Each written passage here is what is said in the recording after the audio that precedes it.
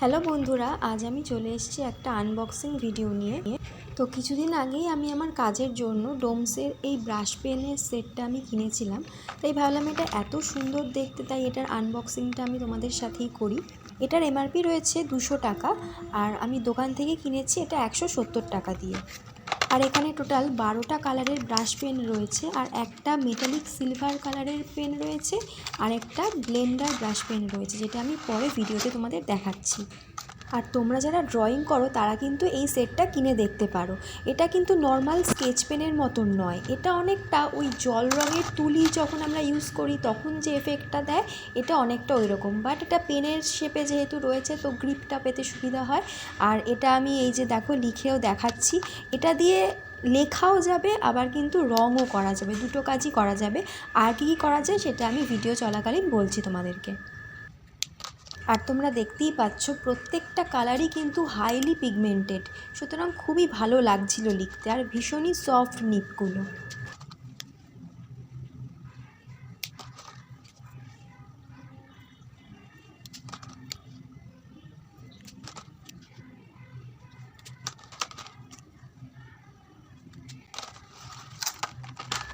আর এই যে এটা হলো মেটালিক সিলভার কালারের পেনটা, যেটারও পিগমেন্ট কিন্তু ভীষণই সুন্দর।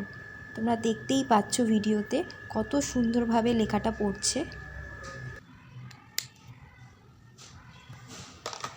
এইটা হচ্ছে ব্লেন্ডার ব্রাশ পেন, যেটার কথা আমি একটু আগে বলছিলাম।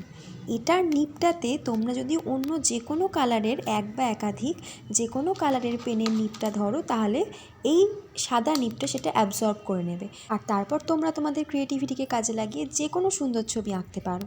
আর এটা আমি তোমাদেরকে দেখাচ্ছি যে এই পেনগুলোর পিগমেন্টেশনটা কতটা ভালো, কতটা সুন্দরভাবে যে কোনো কিছুকে ড্রয়িং করা যাচ্ছে, কত সুন্দরভাবে রঙগুলো হচ্ছে, সেটাই এখানে দেখানোর চেষ্টা করেছি।